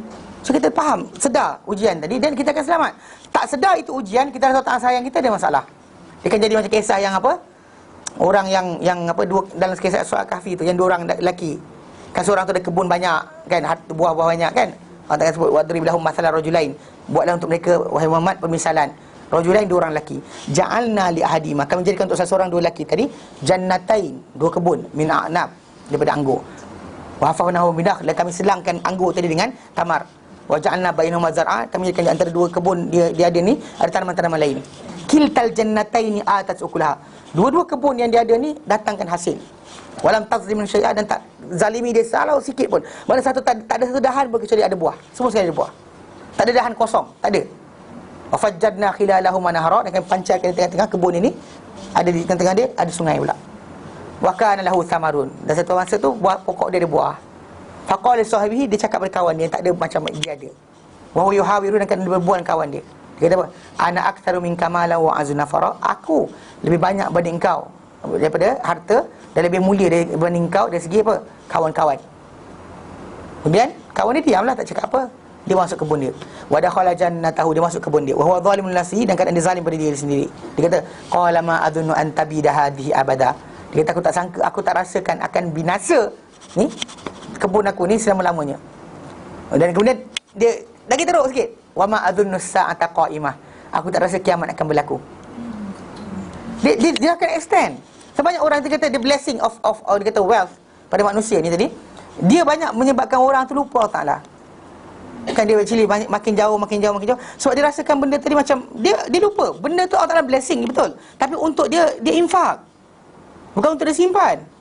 Sebab macam orang ada ilmu, untuk apa? Untuk dia belagak. Untuk apa? Sampaikan. Kalau orang kata, kalau orang berilmu tu untuk menyampaikan, kalau untuk berharta untuk apa? Infakkan. Tapi syaitan datang, waswaskan dia. Yang kita sebut dia tu, syaitan waswas, dia kata apa? Dia kata yang tu, dia suruh buat benda yang lazim. Oh, dia opposite. Tak payah, harta simpan. Kau pergilah umrah banyak kali. Kau pergilah haji 3-4 kali. Kau pergilah jalan sekian. Jadi infak harta jangan. The only thing yang kita kata kelebihan Allah Ta'ala beri pada dia tadi, untuk dia bersampaikan, ikutkan solat, dia solat, orang solat, sama. Dia puasa, orang puasa, sama. Dia bersedekah, dia sedekah sikit-sikit. Orang miskin bersedekah lagi banyak daripada dia ikut nisbah harta. Kan kita kata sama. Tapi apa? Dia ada lebih harta tapi dia tak infak. Orang tu tak ada harta untuk infak. Dia ada lebih harta. Zaman Rasulullah SAW dahulu, para sahabat mengadu. Dia kata, ya Rasulullah, orang-orang kaya, dia kata, dia ada harta, dia solat macam kami solat. Dia puasa macam kami puasa. Kan? Dia bersedekah, tapi dia ada harta untuk dia apa? Bersedekah. Kami tak ada harta untuk bersedekah. Ni orang miskin cakap. Maksudnya itu zaman Rasulullah SAW dahulu, orang yang tadi dapat dilihat bahawa harta tadi apa? Terkesan dalam masyarakat. Zaman kita ni tak, syaitan kata apa? Tak payah, you ada harta tu, you simpan je. Kan? Kemudian, you pergilah umrah 3-4 kali. Kan? You pergi baca Quran sini, you pergi sekian-sekian. Tak payah infak harta. So, silap. Pasal macam orang berilmu tadi kan, untuk sampaikan, orang berharta untuk infakkan. Tapi oleh kerana dia kata blessing tadi, sebab apa? Sebab ketaatan dia dan sebagainya, dia jujur. Jadi Allah Ta'ala balas dia. Kan? Macam orang tamak selalu rugi. So dia kata tak tamak. Macam anjing dengan bayang, dia tak jadi macam anjing dengan bayang. Kan dia baca cerita-cerita, kisah-kisah tauladan tu, seperti kancil. Jadi dia rasakan benda tu, blessing dia dapat. Sebab apa? Sebab attitude yang dia ada. Dia lupa sebenarnya ada orang lagi baik daripada dia, Allah tak bagi benda tu. Ada orang berpuluh kali ganda lebih baik daripada bandingan dia. Lebih jujur daripada bandingan dia. Tapi Allah tak buka harta pada orang tu macam Allah tak buka pada dia. Tapi dia lupa, dia ingatkan apa? Harta tu blessing sebagai apa? Perangai dia yang baik. Dia ada masalah. Banyak masalah faham bab ni. Pasal kita kena faham, pasal bila Allah kata innallaha ma'al muttaqin, Allah Ta'ala bersama orang bertakwa. Maksud dia dan surah At-Talaq, kalau tak kata wa may yattaqillaha yaj'al lahu makhraja. Siapa yang tak bertakwa kepada Allah, Allah akan bukakan dia kelapangan sebarang masalah. Wa yarzuqhu, Allah Ta'ala rezekikan dia min haitsu la yahtasib, dan dia tak sangka-sangka. Tapi ikut kadar yang Allah Ta'ala nak. Bukan maksud dia gantung ayat berkenaan lepas tu kaya.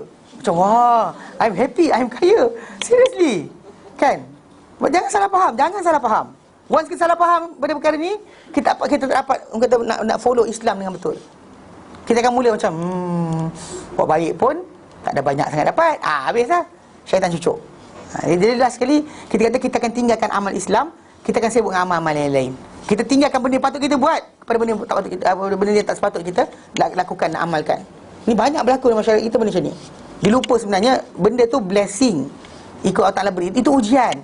Dia harta tu bukan nilai dunia, ni bukan nilai sebenar. Any equivalent kita ada bukan nilai sebenar. Nilai sebenar kita sana. Maksudnya orang tu kata contoh macam Allah Ta'ala sayang. Kadar mana? Kadar apa dia infakkan? Kadar apa? Kata macam dia ada RM50, dia infakkan RM30. Duit dia 10, mana dia infakkan hampir 2 lebih apa? Separuh harta dia pada hari berkenaan. Yang orang yang ada $1 juta keluarkan apa? 1,000. It's actually 1 per 1,000. Kan? 1 per 1,000. Bukannya 50%, bukan 20%.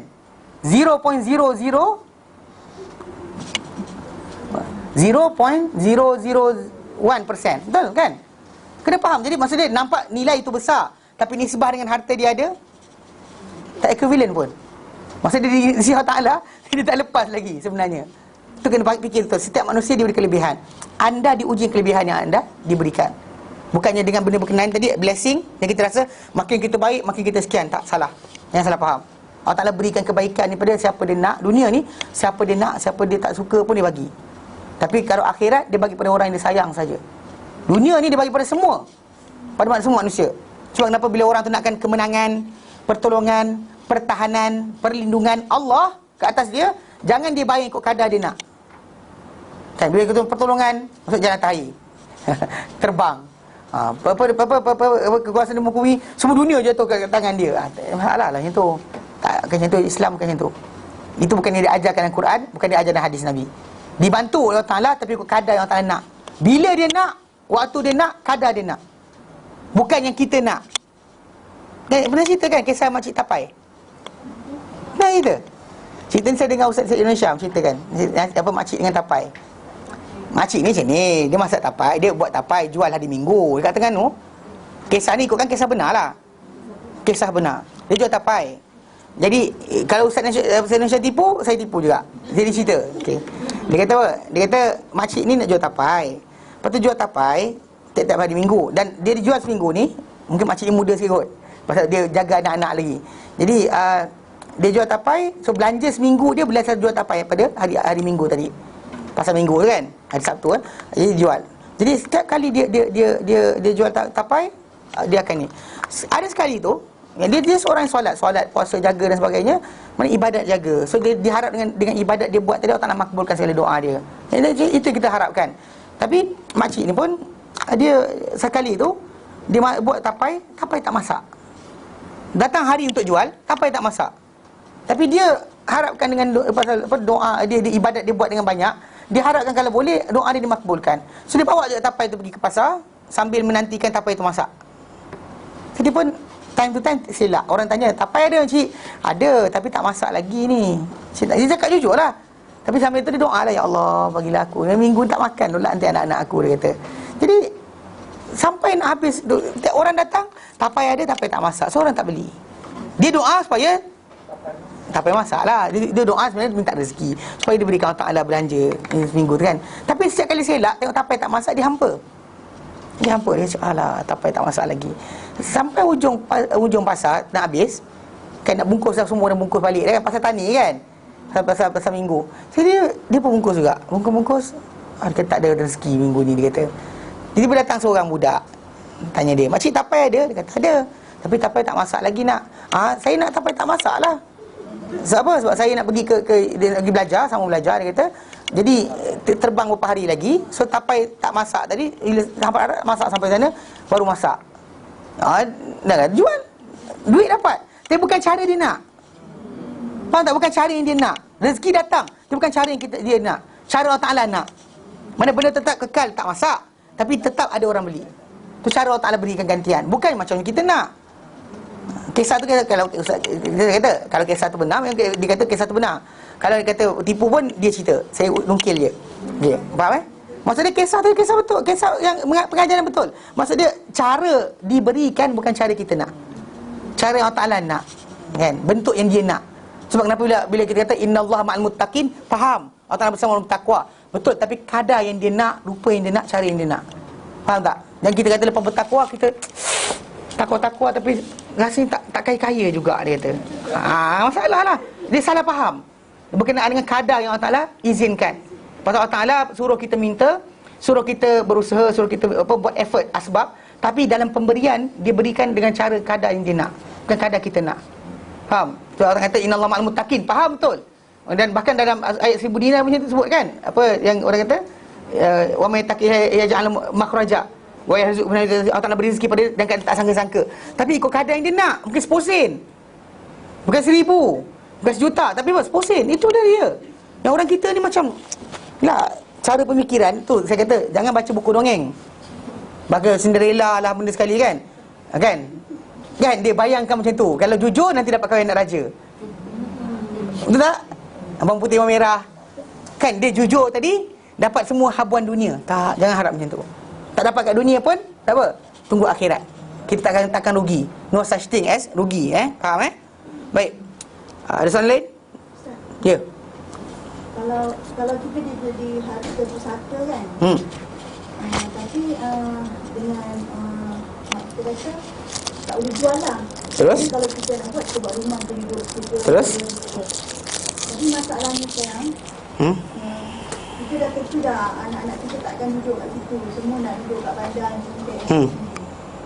So macam kita duduk lagi. Satu, first thing first. Jual kita tak boleh jual. Dia dah bagi tahu tak boleh jual. First thing first, bila kita kata harta pusaka milik kita lah kan, lepas daripada mak kita meninggal, dia bagi pada kita dan sebagainya, benda tu dah punya milik. Dia tak ada dalam Islam ni syarat.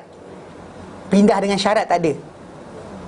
Kecuali anda kata benda tu wasiat saja. Wasiat, yes. Wasiat tu maksud dia harta tak jadi milik kita, milik orang yang mati tadi.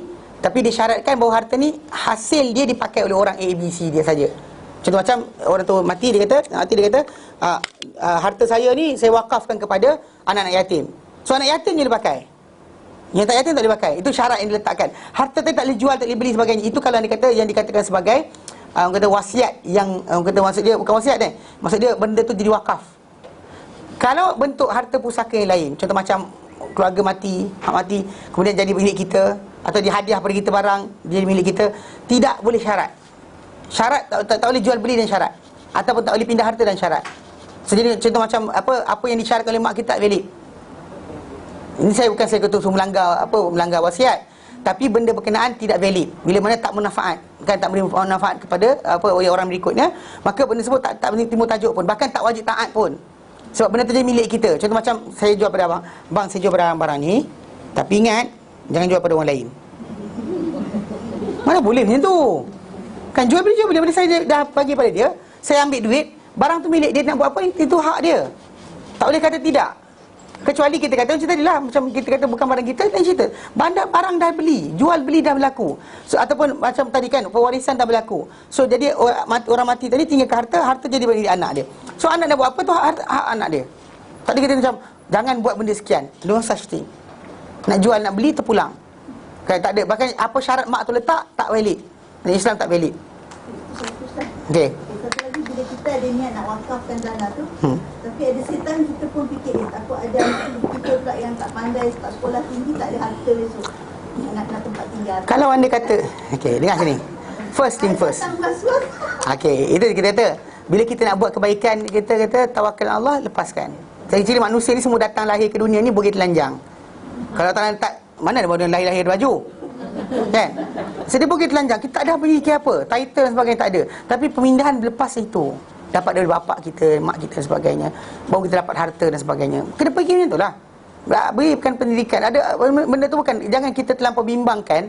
Sampai macam kita tadi, kita bimbang untuk menginfakkan harta kita sampai last sekali kita tak dapat benda akhirat, rugi. Memanglah kita kata untuk tinggalkan keluarga kita tapi telah macam akak tadi, akak conscious berkenaan conscious berkenaan dengan perkara yang tak pasti. Jadi last sekali syaitan tinggalkan, last sekali benda tak diinfakkan, so ruginya tu je. Benda tinggal macam tu, dah lagi je rebutan pula. Cucu-cucu nanti berebut. Kan? Bunuh-bunuhan atas data tanah tadi. Buat apa? Buang masa. Bukan masa dia buang harta. Kalau dia kata benda tu tadi dijual, dijadikan sebagai simpanan untuk contoh macam beasiswa. Kalau dia belajar, lepas umur sekian dapat duit berkenaan. Itu lebih jaminan. Better. Daripada kita jadikan benda berkenaan macam harta dan nak tukar nama ingat mudah ke? Kan daripada mak tukar anak, anak tukar cucu, payah. Kan ada seorang giling kepala, habis semua sekali. Mana raya? Berapa tahun nak rotate dan tu. So tu buang masa. Tahu maksud dia kalau itu nak jalan bismillah tawakal. Teruskan. Okey?